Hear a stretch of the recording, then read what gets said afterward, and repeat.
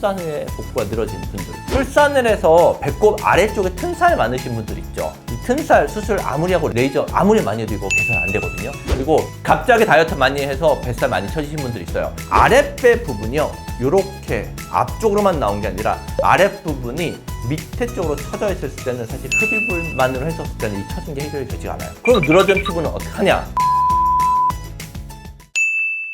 안녕하세요, 그랜TV 시청자 여러분. 그랜성형외과 이서원 원장입니다. 아무래도 이제 날씨가 더워지게 되면 사람들이 옷이 얇아져요. 옷이 얇아지다 보면 이제 그 전에 겨울에는 본인이 뭔가 가릴 수 있었던 것들이 이제는 가리지를 못해요.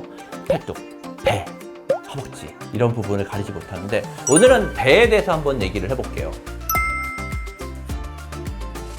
늘어났던 풍선 생각하시면 돼요. 풍선이 이만큼 늘어났다가 풍선이 바람에 빠지면 밑으로 늘어나는 거 똑같아요. 그래서 복부에 있는 피부가 밑으로 늘어지게 되면서 살을 빼더라도 보기가 안 좋게 되죠. 그래서 수술 방법이 모양에 따라서 다르거든요. 배가 이렇게 동그랗게 나왔어요. 이렇게 동그랗게 나와 있으면 그냥 흡입만 해서 최대한 좀 평평하게 만들 수 있는데, 아랫배 부분이요, 이렇게 앞쪽으로만 나온 게 아니라 아랫부분이 밑에 쪽으로 처져 있을 때는 사실 흡입을만으로 했었을 때는 이 처진 게 해결이 되지 않아요.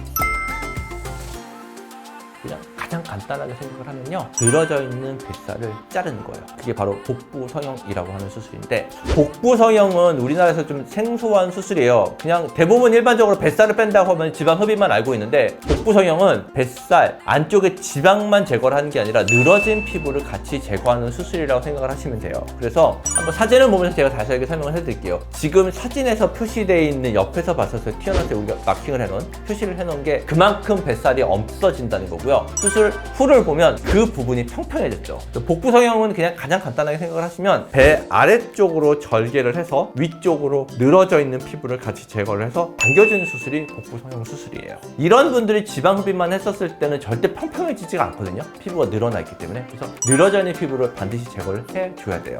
두 번째 사진을 보셔도요, 수술 전 사진을 보면 괴가 굉장히 안쪽으로 많이 나와 있죠. 이런 분들은 출산을 많이 하시는 분들이에요. 출산을 많이 하게 되면 아이 때문에 출산을 하면서 안쪽에 복벽이 이렇게 늘어나 있거든요. 그러면 나중에 출산을 하더라도 복벽 자체가 늘어나 있기 때문에 이게 개선이 되지가 않아요. 그래서 늘어져 있는 복벽도 줄여주고 늘어져 있는 피부를 같이 제거를 해줘야 지금처럼 타이트한 배가 될 수 있어요. 복부 성형술은 수술 단위가 그렇게 작은 수술은 아니에요. 절개하는 범위도 좀 크기가 있고요. 봉합하는 데 시간이 걸리기 때문에 일반적으로 보통 5-6시간 정도 걸리는 수술이긴 한데, 경험이 좀 많고 한 경우에는 이 수술 시간을 한 3시간 정도 전후까지는 단축시킬 수 있어요. 우리가 수술을 할 때 제일 오래 걸리는 큰 이유 중에 하나는 순환인 것 때문에 그래요. 그런데 수술을 많이 해본 사람들은 혈관의 위치를 대부분 알고 있어요. 그러면 지혈할 때 걸리는 시간을 대폭 단축시킬 수가 있고, 흉터는 굉장히 많이 물어보시는데요. 복부 성형술을 제일 많은 케이스가 예전에 출산을 하셨던 분들이에요. 출산을 하신 분들 중에 제왕절개 하셨던 분들 많아요. 제왕절개 흉터가 일반적으로 한 요 정도 돼요. 요 정도 크게 되는데, 그 제왕절개 흉터가 안 좋은 경우도 많거든요. 이 경우는 제왕절개 흉터 제거술을 하면서 제왕절개 흉터에서 양쪽으로 한 요 정도만 연장을 해도 수술을 할 수가 있어요. 그래서 오히려 수술 전보다 흉터 라인이 더 덜 보이는 경우도 많고요.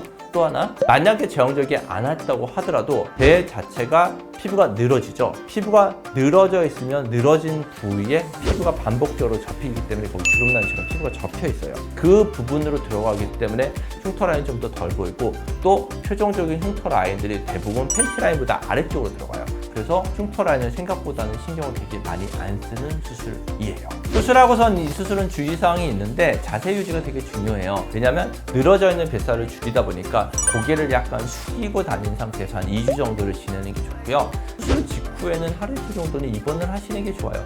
자세 잘 유지해 놓고서 입원을 하고 안쪽에 상처가 벌어지지도 않도록 조심을 해야 나중에 회복 기간이 좀 빠르거든요. 그래서 보통 저희 같은 경우는 한 2-3일 정도 보통 입원을 권하고 있습니다. 간단하게 생각하면 지방 흡입, 지방을 흡입한다. 지방만 없어지는 거고요. 복부 성형은 지방도 없어지고 늘어진 피부도 없어지는 수술이에요. 본인이 피부가 하나도 안 처졌어요. 그런데 지방만 많아요. 이런 경우는 지방 흡입만 하셔도 돼요. 그런데 늘어진 피부가 있으면 반드시 복부 성형을 하시는 게 효과는 더 좋고요. 회복 기간은 복부 성형이 조금 더 걸리는 건 있어요. 왜냐하면 늘어진 피부를 제거를 했기 때문에 조금 더 조심을 해야 되는 기간인데 크게 한 1, 2주 정도 지났었을 때는 예전 생활하시는 데는 큰 문제는 없으세요.